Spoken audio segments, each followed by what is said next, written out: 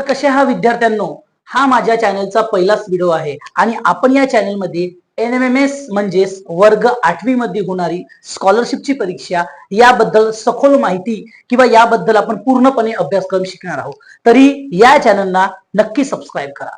तर बघा, ज्यावेळेस मुलं 8व्या वर्गात येतात त्यावेळेस एक NMMS म्हणजेच मराठीमध्ये त्याचा अर्थ आर्थिक दुर्बल घटक शिष्यवृत्ती योजना परीक्षा, म्हणजे जे मुलं आर्थिक दृष्ट्या दुर्बल असतात त्या विद्यार्थ्यांसाठी ही परीक्षा असते. या परीक्षेचा स्वरूप काय आहे, अभ्यासक्रम काय आहे, किंवा या ठिकाणी किती मार्क पासिंगला लागतात, याचा किती भागामध्ये विभागणी केली जाते, हे सर्व माहिती आपण आपल्या या व्हिडिओमध्ये बघणार आहोत. तर सुरुवातीला हा पहिलाच व्हिडिओ आहे, तरी ज्या विद्यार्थ्यांना 8व्या वर्गात गेल्यानंतर NMMS ची परीक्षा द्यायची आहे त्या विद्यार्थ्यांनी हा व्हिडिओ नक्की बघा आणि या चॅनलला नेहमी उपस्थित राहा, कारण की तुम्हाला दररोज सायंकाळी 8 वाजता आमच्या या चॅनलमध्ये या NMMS परीक्षेबद्दल सखोल माहिती मिळणार आहे. तर विद्यार्थ्यांनो, जेव्हा आपल्याला NMMS परीक्षा द्यायची असते त्यावेळेस आपल्याला दोन गोष्टीचा विचार करावा लागते. पहिला आहे सॅट आणि दुसरा आहे मॅट. म्हणजे हा जो सॅट आहे हा पेपर 1 असतो आणि हा 90 मार्काचा असतो आणि त्याच्यासोबत जो मॅट असतो हा सुद्धा 90 मार्काचा असतो. मग सॅट मध्ये का असते आणि मॅट मध्ये का असते या प्रत्येक गोष्टी आपल्याला समजल्या पाहिजे.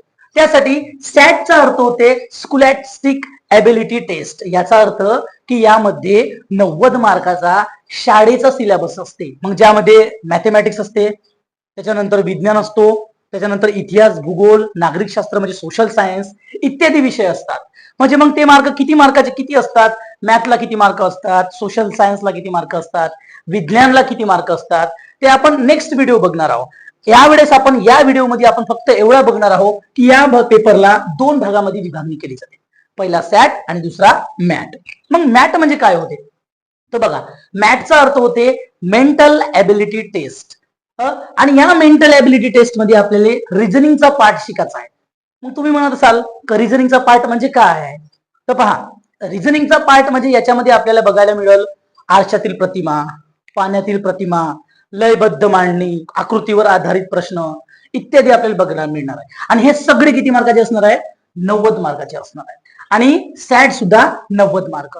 मग पास कसा व्हायचा, किती मार्क घ्यायचे पास व्हासाठी, का करायचा, ह्या सगळ्या गोष्टी आपण नंतर हळूहळू शिकणार आहोत. कारण की मला असं वाटते की तुम्ही या व्हिडिओमध्ये या चॅनलवर आले असाल तर त्यावेळेस एक गोष्ट नक्की ठेवायची आपल्याला की आपण 7व्या वर्गातच असलो पाहिजे. कारण या वर्षी जर तुम्ही छानपैकी अभ्यास कराल तर तुम्ही 8व्या वर्गामध्ये गेल्यानंतर चांगल्या प्रकारे पेपर देऊ शकता. कारण की 8व्या वर्गामध्ये जर तुम्ही व्हिडिओ बघत असाल तर एकदम तो जास्त प्रेशर होईल.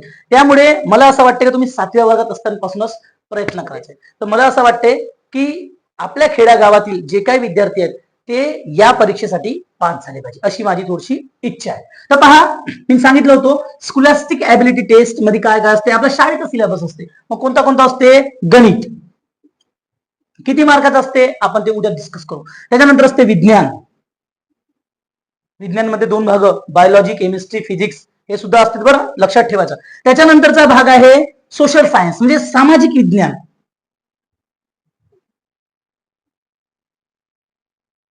सामाजिक विज्ञान म्हणजे सोशल सायन्स हा सुद्धा असते आणि त्याच्यामध्ये इतिहास, भूगोल आणि सोबत नागरिकशास्त्र सुद्धा असते.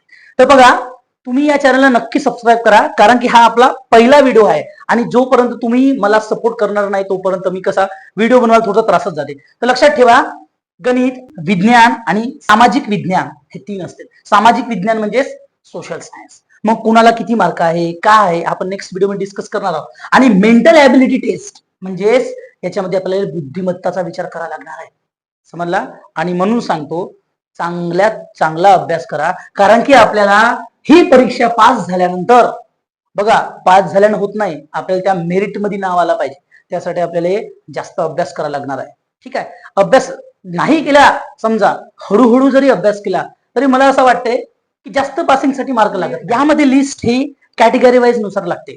मग एसटी साठी किती, एससी साठी किती, ओबीसी साठी किती, किंवा जे हँडिकॅप आहेत अपंग त्यासाठी किती, या सगळ्याची लिस्ट ही कॅटेगरीनुसार लागत असते.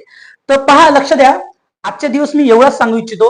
उद्यापासून आपण चांगल्या प्रकारे याचा विचार करू, पण तुम्ही नक्की सबस्क्राईब करा आणि आपल्या मित्राला पाठवा, कारण की आपण खेड्यातले माणसं आहोत आणि खेड्यामधल्या माणसं चांगले शिकले पाहिजे असा माझा एक उद्देश आहे. ठीक आहे, तर या NMMS परीक्षेबद्दल मी छोटीशी माहिती सांगितली.